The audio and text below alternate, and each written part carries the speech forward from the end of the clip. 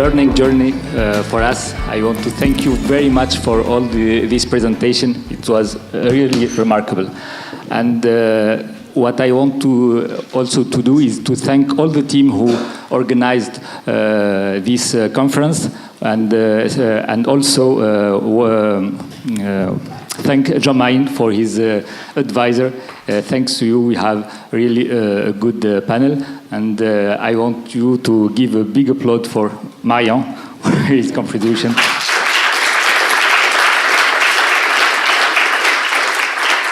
So it's very hard to have a total wrap-up because we learn a lot of things. But I think if there's one word that I take from this journey is the tension between around this subject, as the title suggests, between short-term and long-term. And maybe one way to illustrate that tension is that Montessori quote that we have.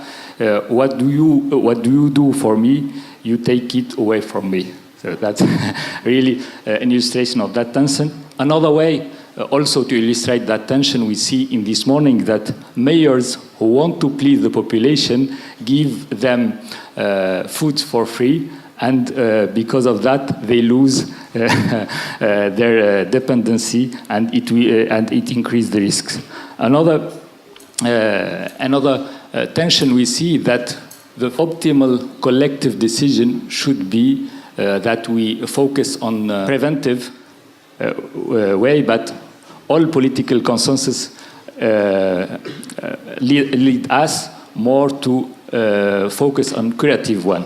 So, and all that is because the tension between the short-term and the long-term approach. Another tension we see is the financing of nursing home.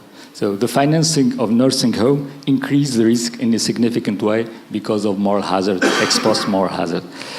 The new technology, do they will increase or decrease dependency? And dependency to what? So there's a lot of question around that in the long term, because we are dealing with long-term question. Also, we've seen yesterday in the dinner, we have very good news that the cost of long-term care should be affordable. But we see this afternoon that maybe at country level it's okay, but at individual level it's not that obvious, and sometimes it's totally impossible, and we don't find a way to pool risks because of the timing issue. Also, the other tension is around the historical data. We have some few historical data. We know that they are not consistent.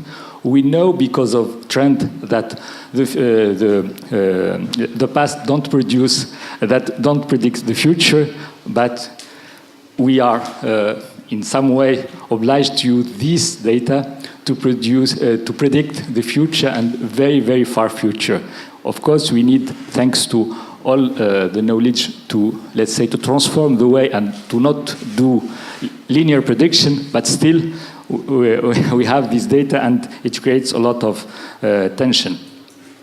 The last tension that I want to bring here is negative interest rate. How you can finance long-term care in 30 years with negative interest rate? If you have minus 50 bips, if you have 40 years, this means that when your client pay 100, the day he needs benefits, it remains only 80 before any expenses from reinsurers. Think about it. It's really a very hard question, and we are in a very bad situation in a way how we can approach this question. We have a lot of uncertainty, and for insurers don't like uncertainty, and they need, and they should, and they must price uncertainty. So if they price uncertainty in a negative interest rate, with all the tension we see, that's why Alban this morning tell us that it's the most difficult risk that we can deal with. But let's finish with the hope that we see in this afternoon that there is potential good news. And one of them is around some system that works well. We mentioned Singapore by Lucy, and also Germany by Adelina. So there's maybe a way to organize long-term care in a more, let's say, effective way. The other example is around technology. We see some potential good news, and if we try to have more individualized technology, we may have a good result that change the way. So the worst is not certain. And what also we see is the precision medicine can give us a lot of hope. And last but not least, the last presentation around the fact that if we are focused on the people itself, with notably the Montessori approach, we can change significantly the risk, and also, let's say, answer the need for our clients. So thank you very much for all that. In fact, this conference is done with AXA Research Fund, and it shows that when there is a sharing with academics and AXA people, it's very useful, at least for us. I hope it's the same for you. And I give the floor to Christian to say some words, because he's in charge of AXA Research Fund. Thank you, Christian.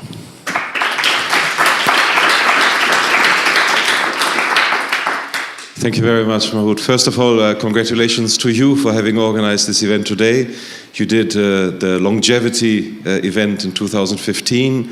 You did long-term care today, so we wonder what is coming next, and we'll be curious to watch out for that.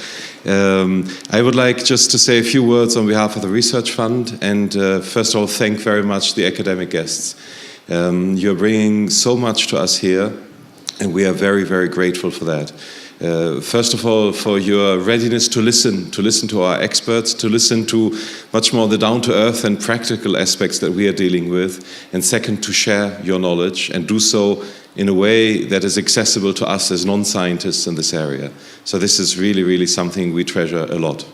And these events are really events that are very dear to us, and I would say for at least 3 reasons. First, because they show how valuable the commitment of AXA to foster research is, and how much it brings in society, and how much it helps really so relevant research out there.